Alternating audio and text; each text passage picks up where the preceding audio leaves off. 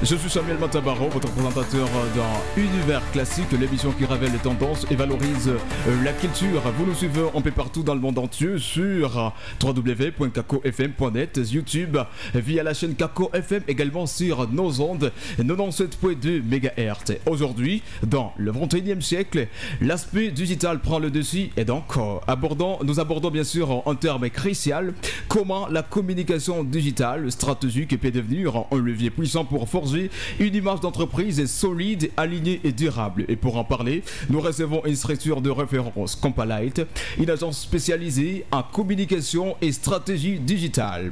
Comment créer une image de marque forte, comment rester cohérent et impactant sur les long terme, quels outils utiliser pour marquer durablement le digital, on en parle dans un instant. Donc avant d'entamer le vif de l'émission, nous allons commencer par la partie qu'on appelle « J'ai dit vrai ». Vous êtes prêts ? D'accord. On peut y aller. Voilà. Dans cette partie, nous faisons un petit jeu. Je prends les coupons. Ok. Je dépose sur la table. Voilà. Alors, la première étape, chacun va choisir un petit coupon. Ok. On y va. Chacun prend un petit coupon. Juste un.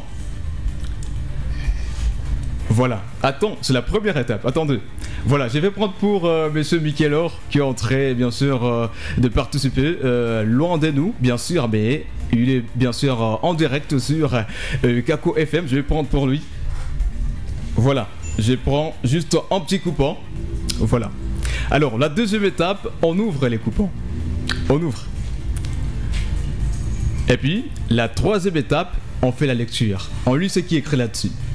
On commence par qui ? Honneur aux dames. Voilà, honneur aux dames. C'est écrit ma passion.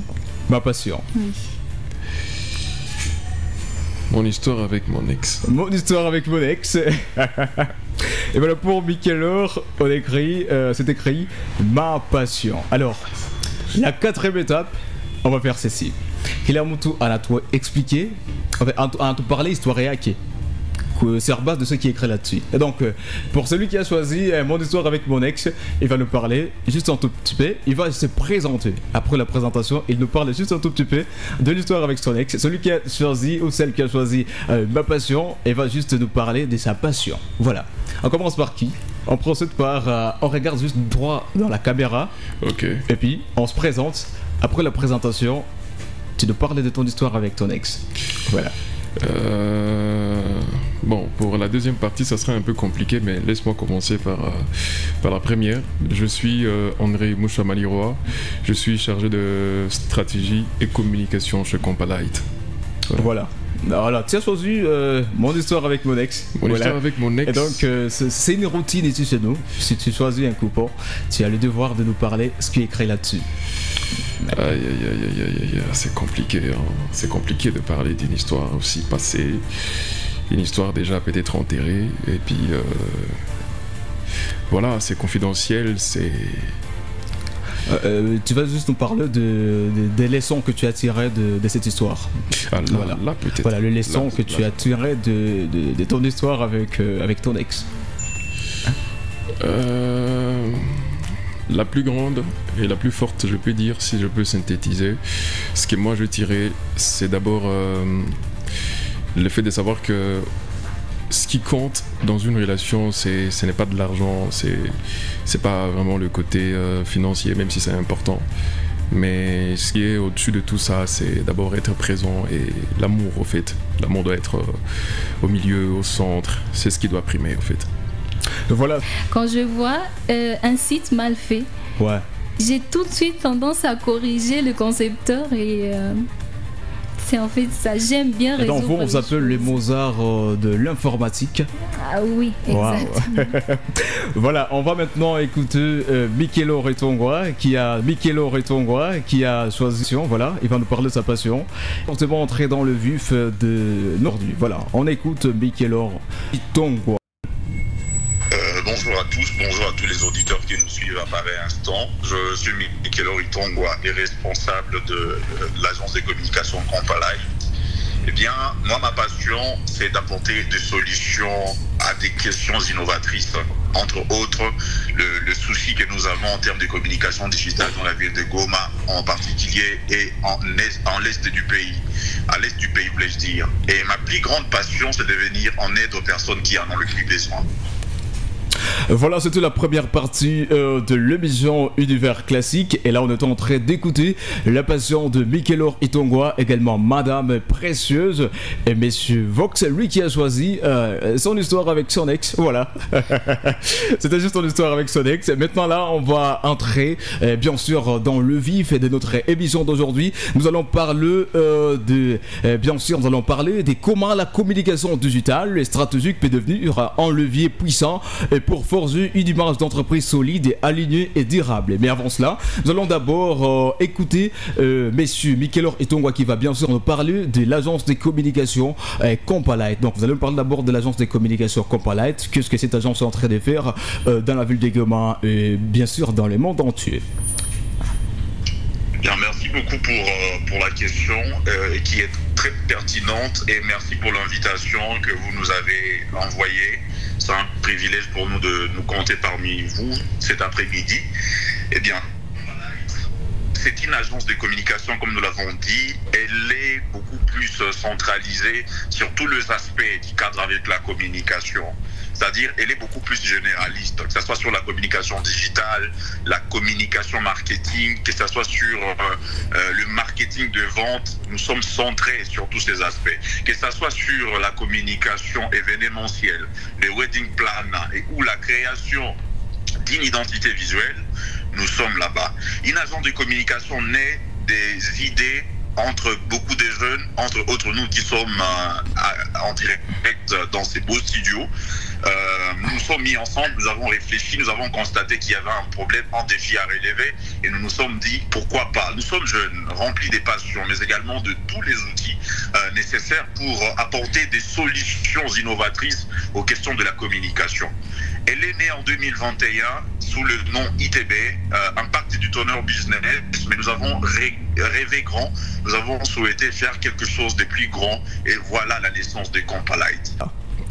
Bon, ce qu'il faut préciser d'abord, la communication c'est un aspect stratégique, c'est un autre concept. Il y a aussi le digital qui est aussi un autre concept et quand on mélange le tout, ça donne, disons, un autre aperçu. Et s'il faut définir c'est quoi la communication digitale stratégique, ce qu'il faut savoir d'abord c'est que la communication digitale elle est à la base d'abord stratégique. Parce il faut savoir avec moi qu'il y a plusieurs types de stratégies de communication, notamment la communication digitale. La communication digitale fait partie de différentes stratégies qui peuvent être utilisées pour une entreprise afin de communiquer sur ses produits, ses services. Alors, la communication digitale en soi, c'est une communication qui est utilisée sur le digital à la base. Okay. Donc, ce qu'il faut comprendre du digital, ce sont les réseaux. Ça peut être au travers de sites internet, ça peut être grâce aux réseaux sociaux et en tout cas tout ce qui est communiqué au travers de cette communication, de cet outil qu'on appelle peut-être le digital, c'est de cette communication là qu'on peut qualifier de digital. Tout ce qui passe par le digital pour transmettre un message, tout ce qui passe par le digital pour communiquer sur ce qu'une organisation des natures, on peut appeler ça une communication qui est digitale. On veut savoir une communication digitale qui est stratégique parce que là vous avez donné la définition qui est générale. En parlant de ce qui est stratégique maintenant. Alors ça devient stratégique quand une entreprise, après avoir tracé, à la base, pour une organisation, il y a des stratégies qui sont définies pour l'organisation. Et c'est sur base de ces stratégies établies par une organisation que le département de communication établit aussi ces différentes stratégies de communication afin de communiquer sur toutes ces activités et actions qui seront menées le long peut-être de l'année ou pour une période bien définie. Alors, elle devient stratégique, la communication digitale, quand, grâce au digital, une communication d'une entreprise est transmise à une cible ou un public donné. Ça veut dire, pour par exemple, Compalight, si Kako FM veut, transmettre, un message quelconque à son public, Kako FM utilise le digital. Là, ça devient automatiquement une communication qui est digitale et stratégique au même moment, parce que Kako FM peut passer par plusieurs autres formats de communication. Ça peut être traditionnel, comme ici nous sommes à la radio, c'est pas du digital mais c'est la radio. Voilà, c'est ce qui nous renvoie directement à la deuxième question. Et pourquoi la communication digitale est-elle devenue indispensable, et bien sûr pour les entreprises du 21e siècle? Indispensable parce que d'abord, tout est communication à la base. La communication, c'est pas seulement le verbal ou la parole. La communication peut être aussi non verbale. Voilà pourquoi elle est devenue indispensable pour toutes les organisations. J'ai essayé un peu d'énumérer 3 raisons qui peuvent pousser à ce que ça devient indispensable pour toutes les entreprises dans notre siècle aujourd'hui, notamment l'aspect de vouloir atteindre beaucoup de gens à la fois. Aujourd'hui, grâce peut-être aux réseaux sociaux et aux sites web, vous êtes connectés au monde entier. Facilement, si vous placez quelque chose sur Internet, tout le monde qui est peut-être abonné ou soit qui a, disons, un ami en commun avec vous, il peut accéder à cette information grâce aux réseaux sociaux. Ça devient indispensable parce que grâce à ça, nous atteignons un large public. Il y a aussi le fait d'interagir avec un large public. Vous savez que pour une personne normale, tu ne peux pas interagir peut-être avec plus de 100 personnes à la fois. Mais grâce aux social media et aux sites web, il peut y avoir peut-être des commentaires que vous pouvez répondre de manière aussi illimitée aux gens, et ça permet cette interaction et cet engagement avec votre public cible. Il y a aussi la question aussi importante que nous vivons aujourd'hui dans un monde, je vais dire, relationnel. Et dans un monde relationnel, ce qui compte toujours avec le digital, c'est que vous êtes connecté à plusieurs personnes à la fois. Ça vous permet d'être aussi en relation peut-être avec un client qui peut être en Europe ou soit, je sais pas, aux États-Unis. Et voilà, en tout cas, différentes raisons qui peuvent pousser à ce qu'une organisation soit, en tout cas sur les digital pour le moment. Donc, atteindre un public mondial, interagir rapidement, mais également créer des relations. Donc, on peut comprendre que le digital nous renvoie directement à ce qui est en ligne, tout ce qui est en ligne. Ouais, en ligne, oui, en ligne, mais il faut préciser, En ligne, il y a, au fait, ce qu'on a appelé les réseaux sociaux. Il y a aussi les aspects, ce qu'il fallait qu'on essaie un peu de différencier avec le numérique et les digital. Parfois, ça peut porter à confusion. Le numérique, d'habitude, c'est quand ce sont des outils, des technologies qui sont utilisées. Mais quand nous parlons du digital, là, il y a interaction avec les utilisateurs. Alors, comment maintenant, vous avez dit quand on parle de digital, on voit directement l'aspect en ligne. Voilà, c'est parce qu'il y a plusieurs auditeurs qui ont cette confusion. Il y a des gens qui m'envoient des messages et m'ont dit, et quand nous attendons parler de digital, parce que c'est un mot qui est orienté directement à ce qui concerne ce qui est en ligne, voilà, en quelque sorte. On va savoir maintenant, est-ce que quand on parle de digital, on voit seulement ce qui est en ligne, ou bien il y a quelque chose d'autre à part ce qui est en ligne? Bon, pas nécessairement, mais d'abord, quelque chose d'abord qui est en ligne, il est sur le digital. Donc quand vous mettez par exemple une photo, un texte, une vidéo, vous mettez ça sur une plateforme, un réseau peut-être spécifique, d'abord il est sur le digital à la base. Voilà, maintenant on va savoir quelles sont les 3 erreurs les plus fréquentes que commettent les entreprises en ligne aujourd'hui. Alors les 3 erreurs, d'abord, il y a plusieurs, mais voilà. Vous me dites combien? 3 seulement. Juste 3. Sur le 3, je peux énumérer notamment le manque de cohérence. Parfois, vous voyez une organisation sur le digital, il peut communiquer, par exemple sur X, ils mettent un design. Okay. Et puis peut-être sur Facebook, il y aura pas vraiment ce même design.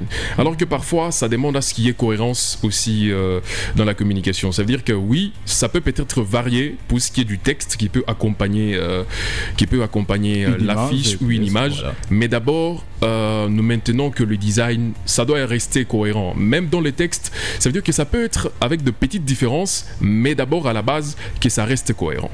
Il y a aussi l'effet d'ignorer l'engagement ça peut être de followers ou de gens, ou de l'audience qui vous suivent. Et puis pour de médias, ça demande aussi cet effet d'interagir, ce qui est très important.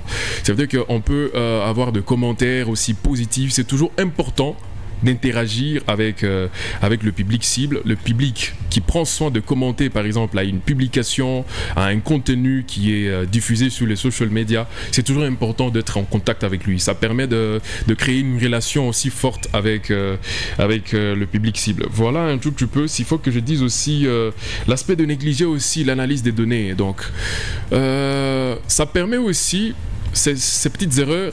Il y a des erreurs, comme je l'ai dit, donc le manque de cohérence, je vais dire. Il y a aussi le fait d'ignorer l'engagement.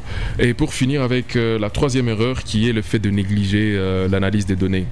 Quand on parle d'analyse des données, on voit directement les commentaires, tout ce que les gens disent. Voilà, c'est très important. Là, vous analysez ce qu'il y a eu vraiment un impact considérable dans votre communication. Là, vous voyez ce qu'ils ont partagé, ce qu'ils ont commenté, ce qu'ils ont liké, c'est combien de likes, combien de gens peut-être ont mis de pouces inversés sur votre publication, et ça vous permet d'orienter la prochaine, votre communication. Voilà, on va parler maintenant des comment forger une image solide et alignée, et là directement c'est Mikelor Etongwa qui va intervenir. Et la première question, c'est comment une entreprise peut-elle construire une image de marque cohérente à travers ces différents canaux digitaux? Une très belle question. C'est une très belle question à laquelle je m'attendais d'ailleurs. Et moi, je m'en vais d'ailleurs répondre à cette question en disant que d'ailleurs, c'est là que nombreuses entreprises commettent l'erreur de se lancer sans pour autant se positionner du point de vue communicationnel ou depuis du point de vue digital. Le premier élément à faire pour une entreprise, c'est de contacter les agences de communication, parce que nombreuses entreprises actuellement n'ont pas cette tendance ou ne donnent pas assez de considération aux chargés de communication ou même à la communication en général. Alors le mieux serait, en tout cas, c'est de contacter une agence de communication comme... Et quand vous parlez de l'agence de communication, ce n'est pas n'importe laquelle, j'imagine. Pas n'importe laquelle, évidemment. C'est celle qui a non seulement une équipe compétente dans le domaine, mais également qui a tous les atouts pouvant répondre à votre besoin en termes de communication. Cette agence de communication vous aidera à mettre des stratégies. Et ces stratégies comportent tous les aspects communicationnels, en commençant par la création de l'identité de marque. Après la création de l'identité de marque, il y a la gestion qui est très importante, parce que créer ne suffit pas. Il faut mettre également la gestion. Comme André l'a dit tout à l'heure, il faudra... Mikelor Etongwa, vous nous captez, il y a un problème de connexion, mais on espère que vous êtes là. Vous êtes toujours là? Vous êtes toujours là? Ouais, je suis là. Vous m'entendez? Oui, on t'entend très bien.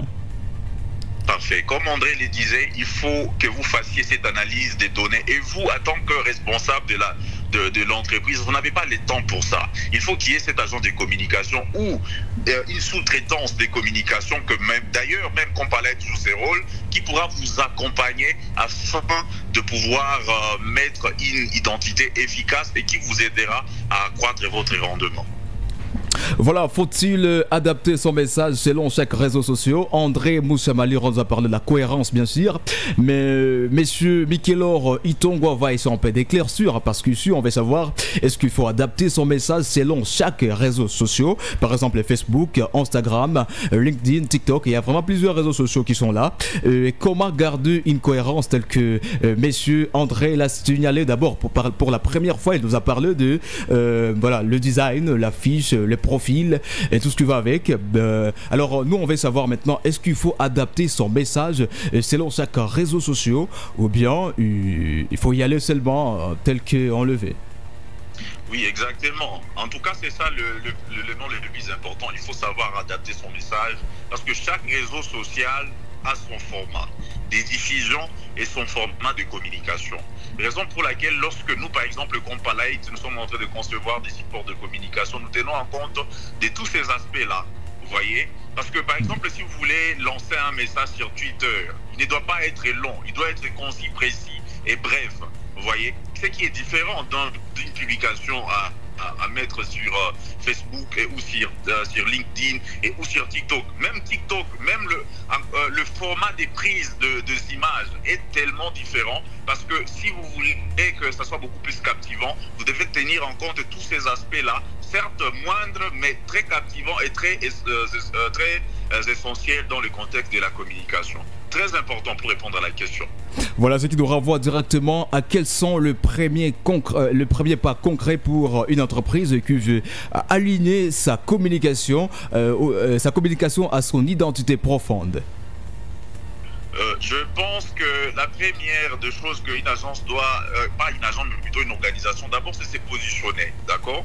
Faire l'étude du marché, comprendre d'abord qu'est-ce que le concurrent offre en termes de produits. C'est sur base de ça que vous allez pouvoir mettre une stratégie de communication. Et pour être précis, on peut comprendre que l'entreprise elle-même ne peut pas jouer ses rôles. Il faut qu'il y ait, disons, les chargés de communication ou bien une agence spécialisée dans la communication. En disant que les chargés de communication peut le faire, c'est-à-dire l'entreprise elle-même est levée à travers son chargé de communication. Mais si l'entreprise elle-même n'a pas pensé ou n'a pas, parce qu'un chargé de communication à lui-même, chargé de communication d'une entreprise, ne peut pas finir ou ne peut pas gérer toutes les tâches en termes de communication. Raison pour laquelle il faut toujours avoir soit une équipe à part en termes de consultance, ou si il y a un chargé de communication, il faut qu'il ait tout un département. Parce que lui-même ne peut pas gérer tout ce qui est aspect digital, création de contenu, ne peut pas gérer tout ce qui est design, ne peut pas gérer tout ce qui est gestion de page, ne peut pas... En tout cas, ce sont des aspects très vastes qu'il faut nécessairement, si une entreprise n'a pas le temps ou le moyen de s'offrir une agence de communication, le service d'une agence de communication, c'est de prendre une petite équipe très restreinte. Et si l'entreprise a le moyen, pourquoi pas ne pas contacter une agence de communication comme Compalite qui pourra l'appuyer soit en sous-traitance, soit faire de Compalite un organe à part qui pourra l'aider à gérer sa communication. Voilà comment la communication digitale stratégique peut devenir un levier puissant pour forger une image d'entreprise solide, alignée et durable. Nous en parlons en direct sur Kako FM avec l'agence de communication Compalite. Vous nous suivez à la maison un peu partout dans le monde entier à travers notre site www.kakofm.net. Réagissez sur les mêmes numéros, le 09 73 78 39 18 à la fin. Voilà, on est toujours avec la grande équipe Compalite et là déjà nous allons parler de ce qui est durabilité et impact dans les temps et nous allons bien sûr accorder la parole à une dame qui s'appelle Précieuse. Espérons que c'est bien elle qui va nous parler de ce qui est durabilité, ce qui est impact dans les temps. Et là elle vient de me signaler qu'elle est toujours technique et donc elle parle de tout ce qui est technique. Voilà, elle parle de tout ce qui est technique et donc on va écouter toujours Monsieur André Moussa Maliroy et pour être précis, il s'appelle Monsieur Vox. Voilà, la première question, on va savoir. Ok, dans un monde qui évolue vite, comment peut-on construire une communication digitale durable? Nous évoluons dans ce monde. Ouais. Alors, dans un monde qui évolue, ce qui est important pour une organisation d'abord, c'est de respecter ce qu'elle est. C'est-à-dire quand tu respectes ce que tu es, il y a, si je peux appeler ça une charte qui est définie, une ligne directrice qui est définie. Vous êtes, par exemple, Compalite, vous accompagnez des entreprises, vous avez une mission, vous avez une vision et vous avez des objectifs. Si vous avez des objectifs bien définis, ça vous permet de créer maintenant de contenu adapté, authentique, honnête, qui communique de ce que vous produisez dans le long terme. Ça veut dire que pour une organisation qui veut par exemple maintenir sa constance à ce qui est de la communication pour le long terme, l'entreprise doit être vraie. L'entreprise doit respecter sa ligne, si je l'ai dit, une ligne bien définie, une ligne directrice. Vous ne pouvez pas être une entreprise à la base, vous êtes peut-être dans le monde du cosmétique, et puis à la longue, vous migrez vers le monde du préservatif à la longue. Ça dépend du marché. Des fois, on peut varier. Comment on peut se permettre de varier si on crée peut-être le filial? Okay. C'est ce qu'il faut comprendre. Vous ne pouvez pas être Kako FM et puis directement Kako FM garde le même nom et Kako FM va produire des ciments. des ciments qui s'appellent Kako FM. Là, ça ne marche pas. Normalement, ça doit être comme une identité qui est bien définie pour vous. Vous ne changez pas. Ce que vous faites, ce que vous vous améliorez peut-être. Kako FM peut, disons, avoir les sigles Kako FM, mais à la longue, le design peut changer. Vous dites que comme le monde évolue, on garde le même nom, mais on retravaille un tout petit peu sur de mises à jour. Vous ajoutez peut-être, je ne sais pas, la forme de la radio sur le nom de l'entreprise, et les gens seront en train de voir que vous ne changez pas, mais vous évoluez. C'est ce qui compte. On évolue avec la tendance. Comme aujourd'hui, nous savons que peut-être plusieurs personnes ne peuvent pas vraiment suivre la radio. Kako FM s'est décidé d'être en ligne. Vous voyez, donc c'est toute une évolution et c'est très important pour chaque organisation. Donc le monde évolue et il faut garder seulement l'identité, savoir que nous avons une mission, communiquer peut-être sur nos produits et services. Radio Maria ne peut pas peut-être communiquer pour ce qui est de, je sais pas, de la culture avec la musique urbaine. Non! Radio Maria reste une confession reste une radio à confession religieuse. Elle ne peut pas migrer. Donc le fait de comprendre que pour le long terme, comprendre que ce qui est important, c'est de garder son identité, savoir qu'on doit construire une image qui est forte, mais également établir aussi le lien avec son public, sachant que nous, on évolue avec le public. Le public a besoin de ça, on adapte par rapport à ce qui est de la vision de notre organisation, nos différentes missions.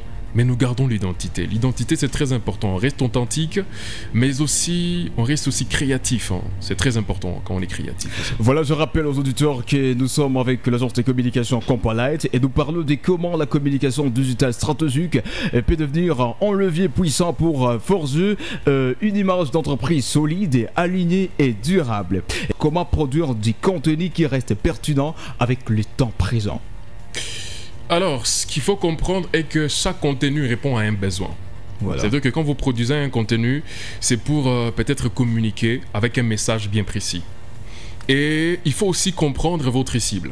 Vous connaissez que nous, on est à Goma et je ne peux pas communiquer comme si j'étais en France. On adapte son message sur base de l'endroit, les lieux, là où on se trouve. Et pour une entreprise qui veut créer des contenus qui vont durer, ils doivent tenir en compte de ces aspects. Nous savons qu'à Goma évolue et nous savons qu'il y a aussi l'aspect de la qualité, produire de contenus de qualité, pas avec de mauvais formats, de contenu avec de très mauvais formats. Ça veut dire que si c'est une vidéo, elle doit être une vidéo de qualité. Vous devez peut-être choisir de personnes de référence qui doivent peut-être figurer dans votre vidéo. Vous devez choisir de bons messages bien adaptés. Nous sommes à Goma, il y a des termes bien adaptés pour le public de Goma. Et là, on peut consommer ça dans une période bien spécifique et ça peut vous permettre de rester, à la tendance. Comment on peut mesurer l'impact réel d'une stratégie digitale? Bon, je pense que j'ai répondu aussi à cette question, mais je vais bien y revenir. Tout dépend aussi des outils. Il y a au fait des outils spécifiques comme Google Analytics qui vous permet au fait d'analyser au fait le retour. Est-ce que la cible a vraiment compris ce que vous vouliez vraiment transmettre au départ? Parce que parfois ça peut arriver que vous voulez transmettre un message, mais ce message est compris peut-être à l'envers, ou ce message est compris à moitié. C'est pourquoi il faut tenir en compte des éléments très importants. Tu comprends en fait la cible. La cible, c'est toujours très important. Tu comprends la cible, tu comprends les besoins de la cible. Et il y a aussi des objectifs pour chaque contenu. Pour ce contenu, moi j'aimerais bien peut-être que les gens comprennent que nous produisons peut-être ce genre de produit. Il y a aussi l'aspect du message, voilà. Hein, il faut transmettre un message qui est bien adapté aux cibles. Et cela vous permet au fait d'analyser tout ça. Il y a des commentaires qui peuvent vous dire, des gens qui disent non, il y a ces petits détails qui ne marchent pas, il y a ça. Il y a des gens qui peuvent même demander comment vous atteindre. là ça devient aussi pertinent. C'est là que j'ai dit que pour une entreprise c'est toujours très important qu'il y ait cette interaction entre l'organisation ou une entreprise avec le public cible qui est sur le digital. Alors quand vous interagissez, ils peuvent dire moi comment est-ce que je peux avoir votre produit? Moi je suis pas à Goma, je suis peut-être au niveau de Lubumbashi. Est-ce que vous avez un filiale, vous avez un département, vous avez je sais pas une maison au niveau de Lubumbashi? Est-ce que vous êtes en ligne? Est-ce que nous pouvons passer de commandes en ligne? Tout ça, vous évaluez. Tout ça, c'est grâce à Google Meet et du regard aussi du Community Manager. Voilà. On est en train de parler de comment la communication digitale stratégique peut devenir un levier puissant pour forger une image d'entreprise solide, alignée et durable avec l'agence de communication Compalite. Et là, je vous rappelle qu'on est avec André Mouchamali-Roy, Monsieur Vox. Il y a également Mikelor Itongwa qui est en train de participer en ligne. Et en présentiel, il y a Madame Précieuse qui va bien sûr intervenir. Mais avant cela, je vais d'abord lire les messages qui sont là. Il y a des gens qui nous écrivent. Voilà, Salima Radio, je vous capte depuis Kishiro. Merci beaucoup. Il n'a pas dit son nom. Voilà. Salut ma radio. Moi c'est Gloire depuis Nyamasasa. Merci beaucoup Gloire depuis Nyamasasa. Il y a quelqu'un d'autre qui nous dit salut ma radio. Moi c'est Benjamin depuis Birere. Merci beaucoup Benjamin depuis Birere. On peut comprendre qu'il y a vraiment plusieurs personnes qui sont en train de nous suivre et qui vont tirer des leçons à travers disons cette émission qui est bien sûr Univers classique présenté par Samuel Matabaro. Et là maintenant on va parler de quelques conseils qui sont pratiques ou pragmatiques. J'aimerais que ce soit Madame Précieuse qui intervienne. J'espère que c'est vous qui allez intervenir sur cette partie. Voilà, ça va? Oui, tranquille? Tout marche? Est-ce que Vox est à beaucoup de choses là? Non. Pas encore. Non. Voilà, je vous rappelle qu'on est avec Madame Précieuse qui va bien sûr nous parler de quelques conseils pratiques et outils adaptés dans cette année ou disons à la tendance actuelle. Nous sommes en 2025, il y a des outils qui sont adaptés en 2025. Et la première question, quels outils ou plateformes recommandez-vous aujourd'hui pour une communication efficace? Eh bien, actuellement, il y a quelques plateformes. Parce qu'il y a des plateformes qui sont. Voilà, là on paye, il y a ce qui sont gratos. Voilà. Oui. Actuellement, je pense que ça dépend du genre de public que l'organisation veut atteindre. Ouais. Et il y a beaucoup de gens, si on veut miser sur la pluralité de personnes, on peut voir le TikTok. Le TikTok, mais s'il faut aller beaucoup plus professionnel, je pense que LinkedIn est plus adapté à des contenus professionnels parce que de là, on peut publier, voulez dire, des offres. On peut susciter les gens à postuler, ce qui ne se fait pas sur TikTok. Comme les entreprises commerciales, sur TikTok, on atteint beaucoup plus de personnes. Et comme outil à utiliser, bien sûr, il y a CapCut dans le digital pour faire des designs. Il y a la version pro qui est payante parce que sur la question, j'ai vu, vous avez écrit soit la version pro, le gratuit ou le payant. Et il y a bien sûr des outils qui sont payants, il y a aussi qui ne le sont pas. Et pour beaucoup plus atteindre de personnes, il y a une stratégie de boost des publications. Ça se fait aussi sur LinkedIn, ça se fait sur beaucoup de plateformes, sur Facebook. Et lorsqu'il faut atteindre un public, je pense qu'en 2025, ce serait envisageable d'utiliser ce genre de plateformes et ces outils. Voilà, on peut comprendre que l'intelligence artificielle est en train de prendre le dessus dans ces moments-ci. Maintenant, on veut savoir disons, vous faites la programmation et vous anticipez ce qui va venir dans le monde numérique ou informatique. Voilà, on veut savoir, est-ce que disons, l'intelligence artificielle est un atout ou est un piège pour les entreprises? Voilà. Parce qu'on peut comprendre actuellement que moi j'étais à mesure, moi personnellement, de faire une affiche à travers ChatGPT. Donc je n'avais pas besoin d'un designer. Alors on veut savoir, est-ce que ce sont un piège ou bien c'est un atout pour les entreprises? Voilà. Eh bien, pour les petites entreprises, c'est un atout parce qu'on n'aura pas besoin de contacter une tierce personne pour donner de l'argent afin que nous obtenions le design.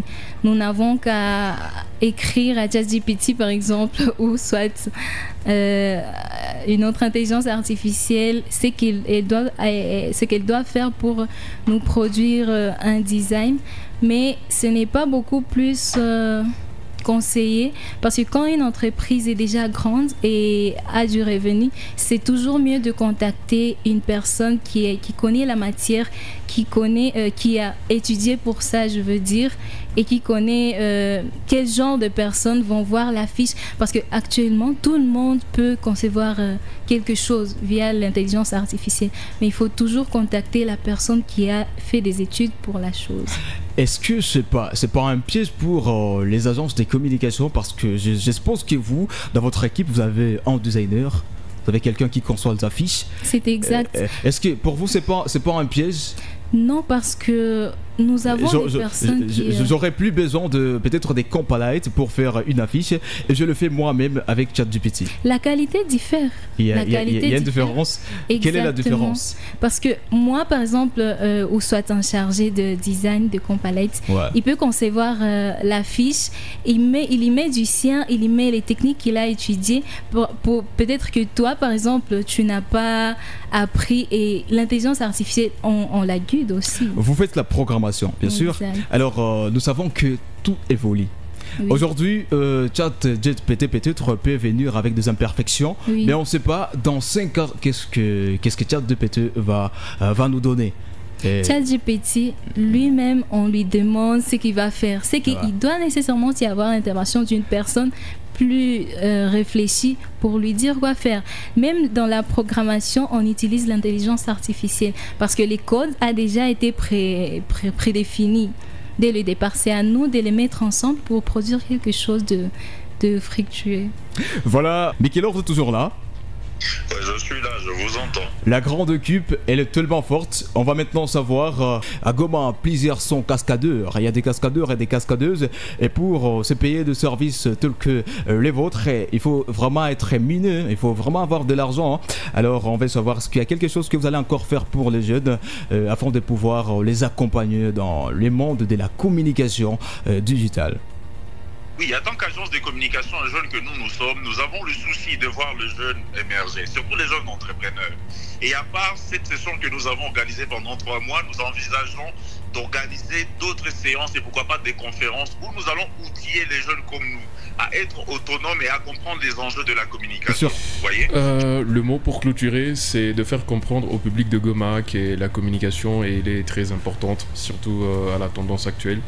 Prenez conscience que tout est communication, tout ce que vous faites sur les réseaux, restez sur les réseaux. Et si vous êtes jeune, prenez conscience que grâce au digital, grâce à la communication, vous pouvez vous vendre et vendre tout ce que vous offrez comme service et atteindre un public très large. Voilà, merci beaucoup. C'était André Mouchamaliro, voilà, Monsieur Vox. Et puis on va prendre Madame Précieuse.